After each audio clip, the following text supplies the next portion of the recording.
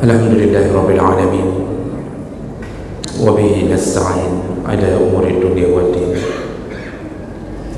Asyhadu an la ilaha illallah wahdahu la syarika lahu, wa asyhadu anna Muhammadan abduhu wa rasuluhul karim. Allahumma salli wa sallim ala nabiyyina al-Mustafa Muhammadin wa ala alihi wa ashabihi ajma'in. Amma ba'd. Rabbi shrah li sadri wa yassir li amri wa hlul 'uqdatam min lisani yafqahu qawli. Segala puji bagi Allah, kemudian salawat dan salam pada Rasulullah, pada keluarga dan seluruh sahabat-sahabatnya yang Allah muliakan. Bapak-bapak, ibu, jamaah salat maghrib dan isya. Kita sambung pelajaran kita. Di pertemuan yang lalu kita telah membahas fadilah pertama dari keutamaan melakukan salat sunnah di rumah. Jadi kita sedang membahas bab tentang fadilah melakukan salat sunnah di rumah. Minggu yang lalu, fadilah pertama yang kita bahas adalah berdasarkan hadis Nabi mengatakan sebaik-baiknya salat sunnah adalah yang dilakukan di rumah. Dan kita sudah jelaskan bahawa ada salat sunnah yang memang disunnahkan berjamaah, dan itu silahkan lakukan di masjid atau di lapangan, ya, seperti salat Aid, salat gerhana, dan salat istisqa.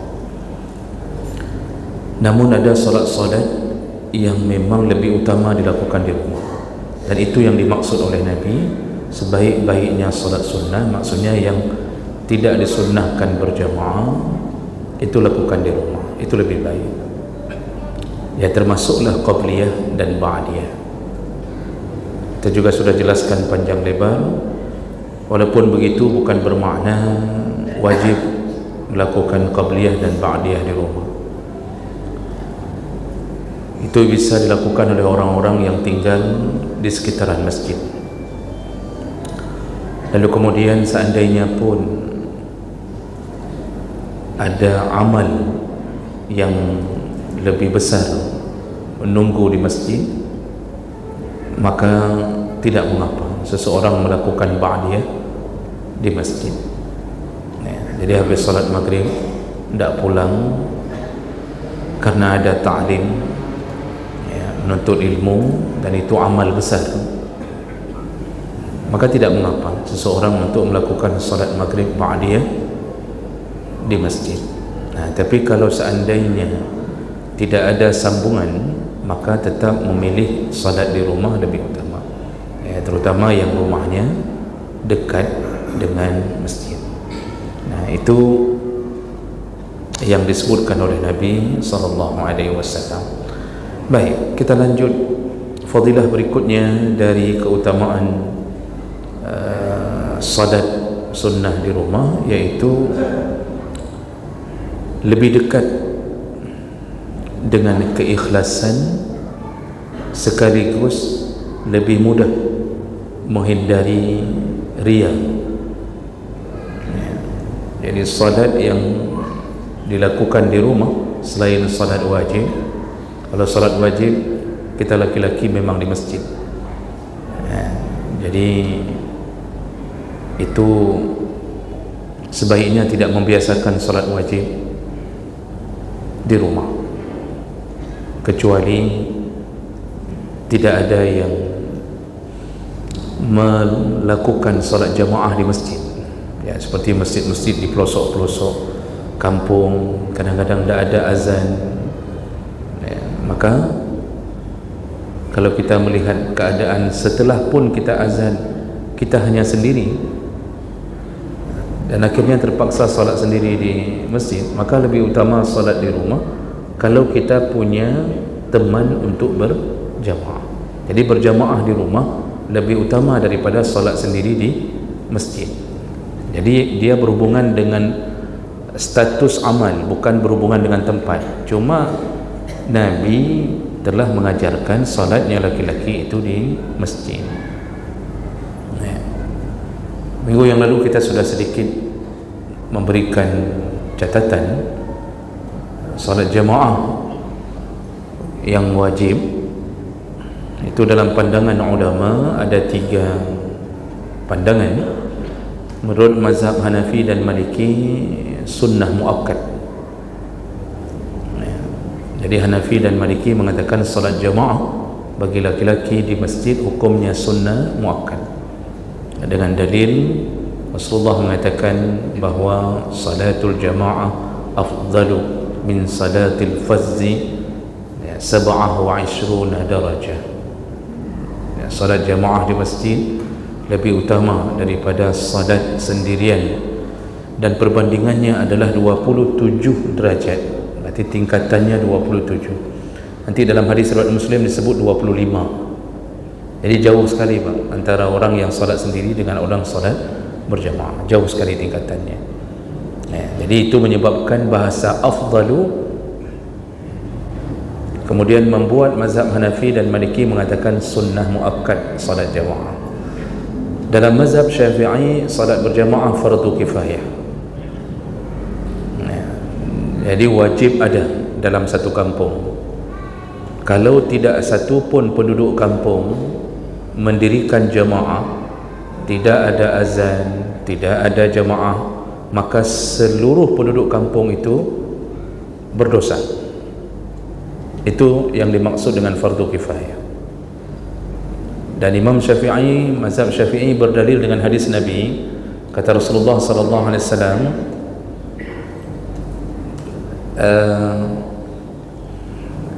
saya agak lupa bunyi hadisnya Pak, tapi intinya begini, kata Rasulullah, ma min qaryatin atau kama qala, nanti seperti yang dimaksud oleh Nabi, tidak ada satu kampung la tuqamu fihi al-jamaah, la tuqamu fiha al-jamaah salasata ayyam, tidak ada satu kampung kalau kampung itu tidak mendirikan jamaah, tidak ada azan, tidak ada jamaah dalam 3 hari. Dalam 3 hari tidak ada jamaah di situ, maka apa yang terjadi? Istahwaza alaihimus syaitan, maka kampung itu dipastikan akan dikuasai oleh syaitan. Ini bahayanya kalau tidak mendirikan jamaah, dikuasai oleh syaitan, kampung itu dikuasai. Lalu Rasulullah memberi tamsilan sambungan hadisnya, itu sama seperti domba yang terpisah dari jamaahnya, dari kumpulannya, dan dia akan mudah dimakan oleh serigala. Maka kalau tidak ada jamaah,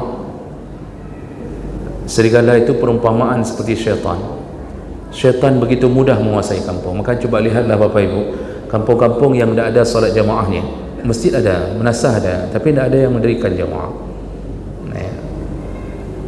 Biasa yang ada di menasah itu lembu, kambing, dan itu ada Pak, kampung-kampung seperti itu. Coba lihat bagaimana karakter penduduk kampung tersebut.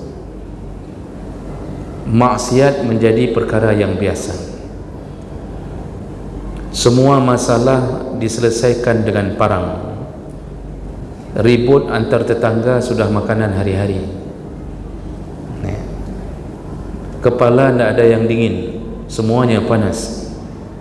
Narkoba, sabu-sabu, selingkuh, berzina, anak-anak remaja kerjanya pacaran, pegang HP satu, kemudian hidup terus keadaan hancur-hancuran begitu.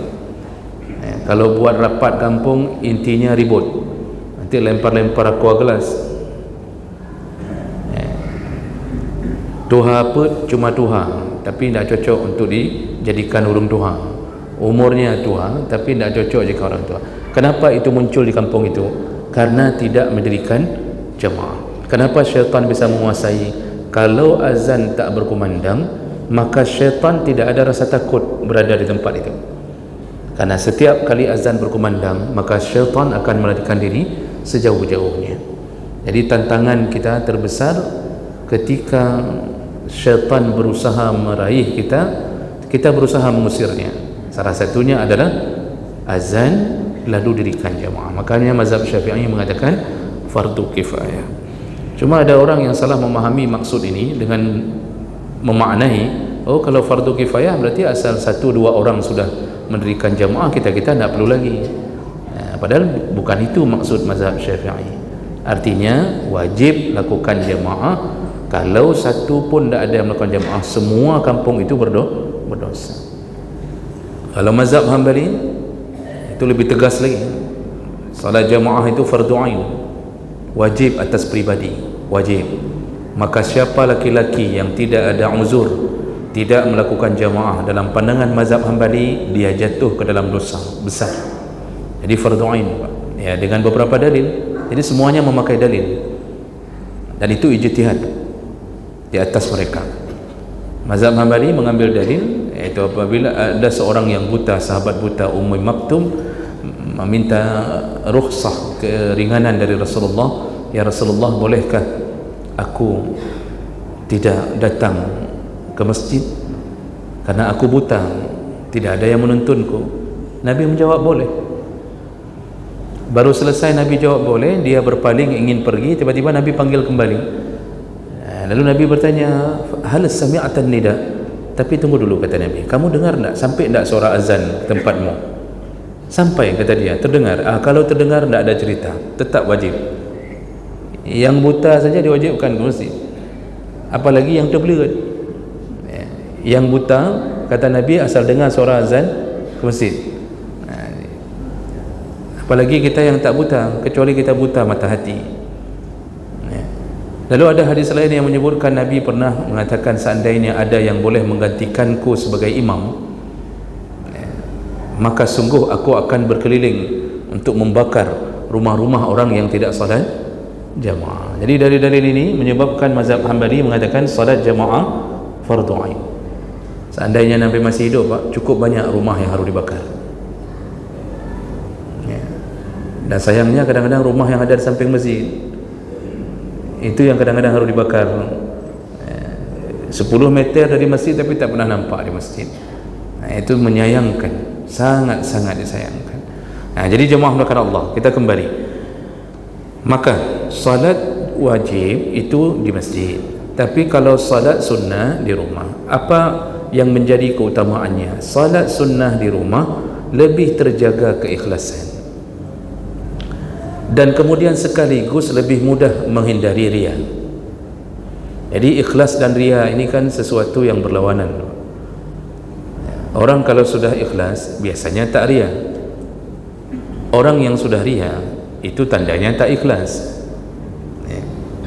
Makanya Rasulullah sallallahu alaihi wasallam itu sampai memberi penghargaan kepada orang yang sengaja salat sunnahnya tidak dilakukan di masjid untuk menghindari riya.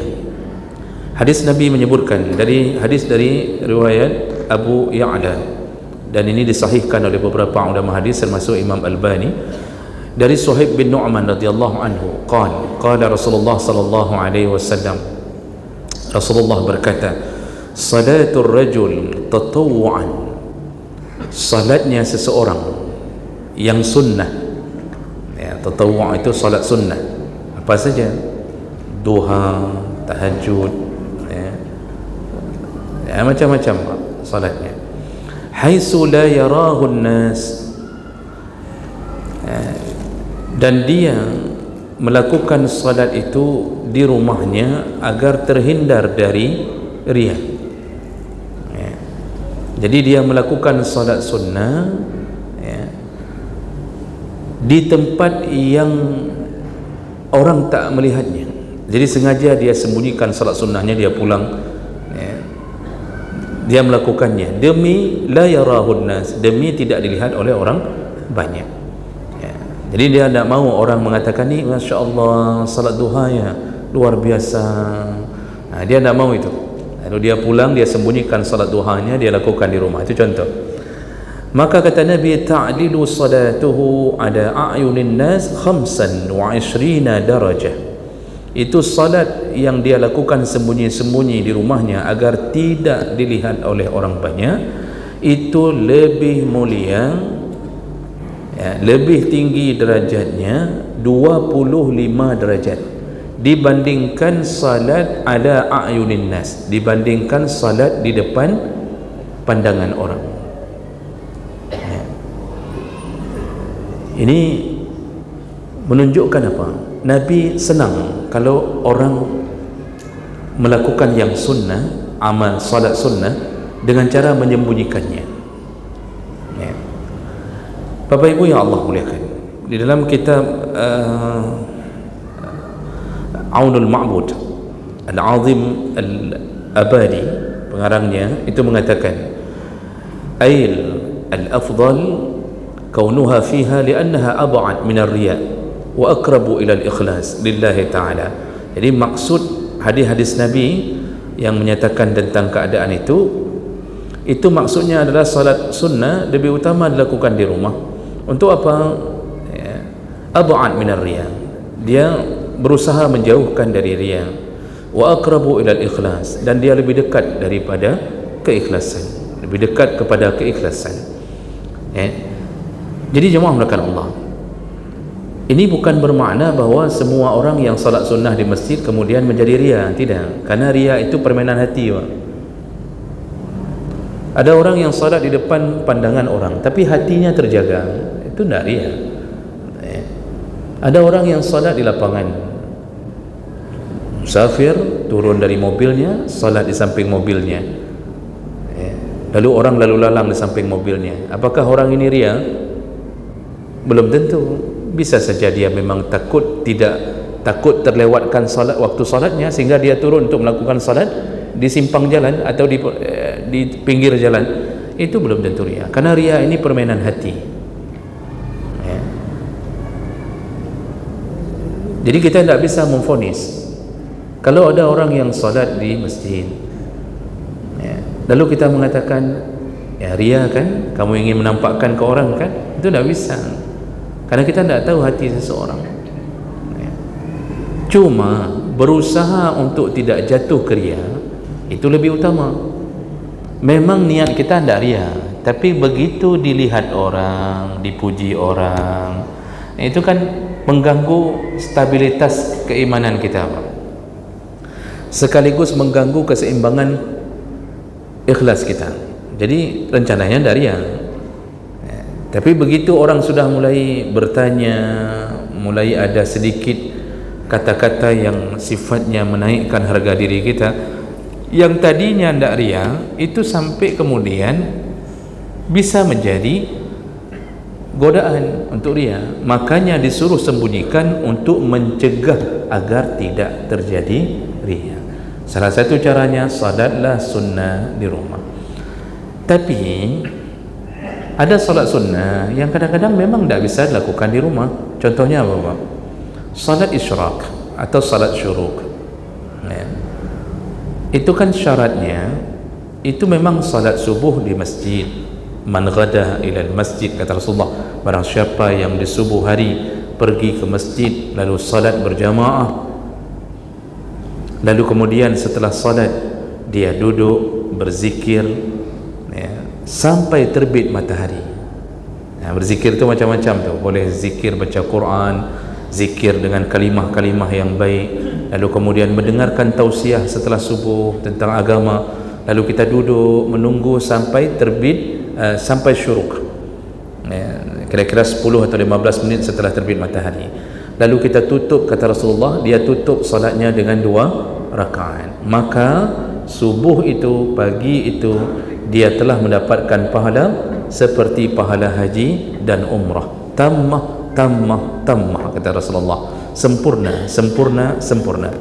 Ya, ini hadis, ada 2 hadis, Pak, yang menyebutkan tentang salat itu, dan itu derajatnya hasan. Jadi tidak disebut salat syuruk kecuali menutup paketnya yang di masjid. Jadi tidak boleh salat subuh di rumah lalu pulang, salat subuh di masjid lalu kemudian pulang ke rumah untuk melakukan salat syuruk, maka tak berlaku paket itu. Juga tidak boleh salat subuh di rumah lalu menuju ke masjid menunggu matahari terbit, maka tak berlaku juga paket itu. Tak boleh juga habis solat subuh lalu kita berada di belakang duduk sambil menunggu isteri selesai pengajian, kita duduk di luar sana tak zikir, bergerak entah ke mana, lalu kemudian kita bicara dunia, kita bicara bisnis, kita bicara tentang partai, kita tunggu waktu terbit matahari lalu kita masuk kembali melakukannya. Tak dapat pahala itu. Syaratnya dari mulai salat subuh tetap berada di masjid, bahkan kalau bisa duduk di tempat dia duduk, lalu kemudian tunggu sampai terbit matahari, tutup dengan 2 rakaat, baru dapat pahala itu. Jadi ada orang yang nanya, apakah salat duha dengan salat syuruk sama? Memang salat syuruk atau salat isyraq ini dilakukan di awal waktu duha, tapi itu perkara yang berbeda. Karena salat isyraq baru disebut salat isyraq kalau satu paket dengan salat subuh, sedangkan salat duha itu tidak berhubungan dengan salat subuh. Yang kedua, salat duha yang dianjurkan oleh Nabi dilakukan paling bagus bukan di awal waktu, tetapi ketika anak unta sudah kepanasan. Ketika anak unta bangkit karena kepanasan, ramdul fisal kata Nabi, atau tarmidul fisal. Jam berapa anak unta bangkit dari tempat duduknya karena kepanasan, Pak? Siapa yang pelihara unta? Unta itu, Pak, punya kebiasaan itu ngumpul malam tu ngumpul. Itu hebatnya unta. Unta itu kumpul dengan keluarga besarnya, kumpul dengan mamaknya, miwanya, pakciknya, macam-macam tu di satu tempat, di atas padang pasir ngumpul semua mereka begitu. Kalau dia punya isteri, dia kumpul sama istrinya, artinya dia bersama dengan anak-anaknya. Itu sifat unta. Jadi unta itu ndak duduk di kedai kopi sampai jam 2, isteri di rumah sendiri. Ndak. Siapa lebih bagus, unta sama yang duduk di kedai kopi ndak pernah menemani isteri, Pak? Lebih bagus unta kan? Dan mereka akan istirahat di situ sampai jadi pasir itu mulai mendingin di malam hari. Nah, kemudian mereka itu baru bangkit dari tempat duduknya itu ketika matahari sudah memanas. Nah, matahari memanas itu sekitaran, ya kalau sekarang jam 9, jam 10 itu waktu duha terbaik. Jadi bukan di awal waktu. Jadi jemaah melakukan Allah Subhanahu wa taala. Jadi ada salat yang memang tidak bisa kita pulang ke rumah. Contohnya salat syuruk tadi harus dilakukan sebagai penutup paket di masjid. Nah, selain salat-salat yang begitu, jadi kalau mau salat duha itu jangan duduk lagi di masjid. Misalnya kita tidak ngambil paket salat syuruk, kita habis salat subuh, dengar tausiah, tidak nunggu sampai jam terbit matahari tadi, pulang waktu salat duha, tidak usah kembali ke masjid, salatlah di rumah. Nah, untuk menghindari hati daripada riya. Walaupun kadang-kadang kita dibisikkan, kayaknya lebih nyaman di masjid dah, lebih terasa khusyuk di masjid. Bisikan itu salah satu bisikan yang perlu kita waspadai, karena anjuran Nabi tidak begitu. Salatlah di rumah. Riya itu bahaya. Pertama, riya itu masuk kategori syirik, tapi syiriknya syirik khafi, syirik tersembunyi. Rasulullah mengatakan bahawa tidak ada yang lebih kukhawatirkan dari kalian kecuali asyirkul asghar, iaitu syirik kecil. Sahabat tanya, apa itu syirik kecil ya Rasulullah? Ar-riya, engkau riya. Kenapa disebut syirik, Bapak Ibu? Karena kita telah mempersembahkan amal kita kepada Tuhan selain Allah. Jadi ketika kita mulai beramal dengan menampak-nampakkan amal kita sebenarnya sedang mencari Tuhan lain selain Allah untuk kita nampakkan amal. Maka semua hari ini yang sengaja mensyiarkan amal ibadahnya, lalu dia berharap dari orang yang menonton dari video yang dia buat, itu termasuk amal yang paling dibenci Allah. Kan ada kebiasaan tu Pak, ada orang tua yang selalu membangga-banggakan amal saleh yang dilakukan anak-anaknya. Nanti kadang-kadang ada video Pak, itu si abang solat di rumah, kecil-kecil tu, si abang umur 7 tahun, si adik umur 5 tahun, abangnya jadi imam, adiknya jadi makmum, salat berdua, itu langsung divideokan tu, divideokan lalu diposting Pak, diposting di Facebook, Instagram, nanti dibuat judul, Masya Allah, anugerah Allah terindah, mereka telah melakukan salat jamaah dari usia dini, Masya Allah. Itu 30 tahun lagi tak salat-salat itu Pak. Jadi dia langsung memfonis seakan-akan anaknya akan terus begitu. Begitu dia posting, apa yang dia harapkan dari postingan itu? Tidak ada lain. Yang dia harapkan adalah like. Yang dia harapkan adalah subscriber. Tidak ada lain Pak itu. Yang dia harapkan adalah, dia berharap 10 menit kemudian itu banjir komen-komen yang memuji. Masya Allah, anakmu luar biasa, anakmu, kenapa anakku tak bisa seperti itu, itu kamu Masya Allah pasti karena bapaknya saleh, itu berharap terus puji, luar biasa pendidikan kalian buat begini-begini. Nah, ketika kita mulai berharap pujian, penghargaan dari Tuhan selain Allah Subhanahu wa taala, dari yang dituhankan dengan hati kita tadi, maka nanti apa yang terjadi di akhirat Pak? Semua kesyirikan kecil ini Allah akan membalasnya. Ada hadis yang menyebutkan begini, semua orang yang amalnya ria, baik salat sunnahnya, apa saja Pak, itu nanti ketika dihadirkan oleh Allah menghadap kepadanya di hari akhir, Allah menampakkan amalnya. Ini amalmu, engkau salat tahajud di masjid, engkau salat duha di masjid, Allah tidak bilang dulu apa yang diinginkan, tapi dikasih nampak oleh Allah, ini amalmu, ini amalmu. Lalu Allah katakan, ini amal ini pahalanya ini, dikasih nampak pahalanya. Lalu Allah menampakkan, ini surga, inilah balasan surga untuk amal yang seperti ini.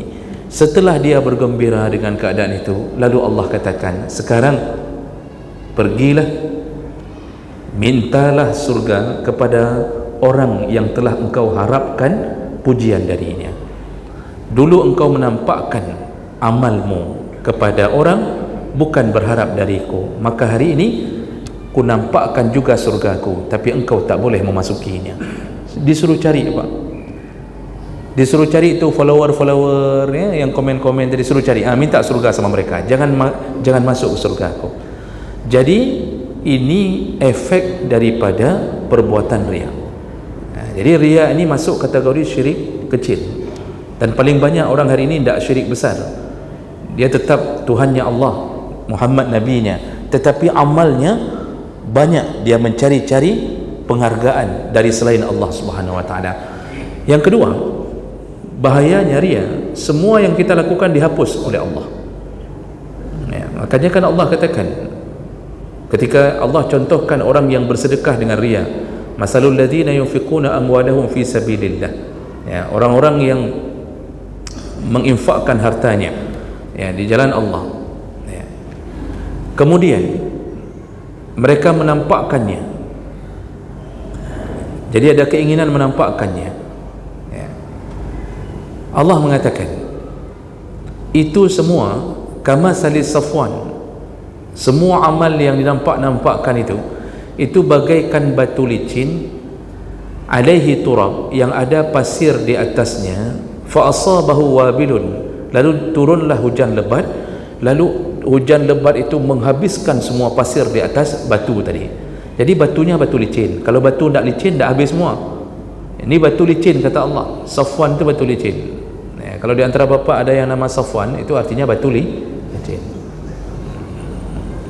Itu salah satu artinya. Bukan itu saja artinya. Makanya yang Safwan tu bisa saja kepalanya licin-licin, itu bisa saja. Jadi jemaah melakukan Allah Subhanahu wa taala, begitulah Allah habis semuanya amal itu, tidak tersisa sedikit pun. Salat yang dibangga-banggakan, yang diposting-posting, itu habis semua amal itu. Mendidik anak capek, begitu anak kita bangga-banggakan, maka semua pahala mendidiknya itu Allah hapus, hanya karena kita berharap dari manusia. Itu efek kedua kalau melakukan amal atau salat yang riya. Yang ketiga, orang yang salatnya riya itu tanda-tanda dia masuk golongan munafik. Itu tanda-tanda dia masuk golongan munafik. Jadi masih ada sifat nifaq di dalam dirinya. Sedangkan munafik itu salah satu sifat yang menjadi penghalang untuk masuk surga. Allah yang sebutkan dalam surat An-Nisa, innal munafiqina yukhadi'una Allah wa huwa khadi'uhum wa idza qamu ila as-salah qamu kusala yura'una an-nas wa la yadhkuruna Allah illa qalila. Kata Allah, sesungguhnya orang-orang munafik itu mereka merasa bahwa mereka telah berhasil menipu Allah. Yukhadi'una Allah, padahal Allah lah yang sedang membuat makar di atas mereka. Jadi mereka jadi munafik itu bahagian daripada makarnya Allah. Mereka akan rugi nanti, itu maksud Allah. Dan Allah sebutkan ciri-cirinya. Orang munafik itu idza qamu ila shalah, kalau mereka melakukan salat, qamu kusala, bangunnya dalam keadaan malasan. Jadi orang munafik itu salat apa enggak? Salat.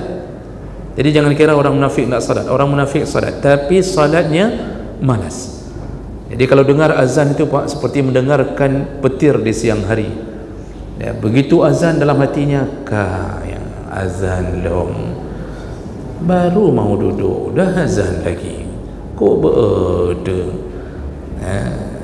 Nyaut isteri dari dapur, udahlah kalau memang tak mau pergi ya duduk saja di rumah kan tak apa-apa, sesekali tak ke masjid kan tak apa-apa. Begitu didukung oleh isteri. Itu gitu kalau nikah sama isteri yang sesama munafik. Suami langsung semangat mengatakan, kau betul lagi cocok. Ya, cocok. Engkaulah pendukungku untuk menuju ke neraka Allah Subhanahu wa taala. Jadi malas Pak. Salat ada tapi malas sekali. Jadi betul-betul kaki itu seperti ada terikat dengan satu ton besi yang dia susah sekali untuk bangkit. Kalau sedang menonton itu tak mau bangkit. Demi menonton bola, demi menonton timnas lawan Korea yang ujung-ujungnya kalah 5-0, benar kalah Ryan Pak. Rela tidak salat jamaah Isya, rela dia tinggalkan salat Isya. Itu sifat malas, itu munafik. Lalu Allah sambung, selain malas, yura'unan nas, mereka juga suka menampak-nampakkan salatnya pada manusia. Berarti ini riya itu Pak, itu sifat orang munafik. Tapi ustaz, saya tidak riya, mana ada saya salat sunnah? Masa kalau salat sunnah di masjid riya? Atau masa saya hanya gara-gara salat sunnah riya? Riya itu kata para ulama, ciri-cirinya kita tahu bahwa kita sudah riya dan masuk golongan munafik. Apa ciri-cirinya Pak? Pertama, rajin kalau di depan orang. Jadi kalau salat di masjid itu kalau salat, misal salat ba'diyah lah, itu bangun tegak, lalu salatnya sempurna, lipat tangan sempurna, kemudian berdiri tegak, lumayan panjang bacaannya, tidak berani terlalu cepat Pak, ketahuan sama orang samping, terlalu cepat salatnya. Itu sampai duduk tahiyat akhir itu duduk tahiyat awal, tahiyat akhir itu di kakinya betul-betul disunnahkan seperti sunnah Nabi Pak, ditegakkan, ditekuk, ujung jari menghadap ke kiblat, mata terus ke sujud. Itu salat di masjid. Coba pulang sekali salat ba'diyah di rumah, langsung letoy Pak. Hana mau bandang kemudian kaki-kaki itu yang tadi di masjid tegak berdiri, itu waktu salat di rumah begini langsung Pak, langsung tertidur kaki itu, langsung beda.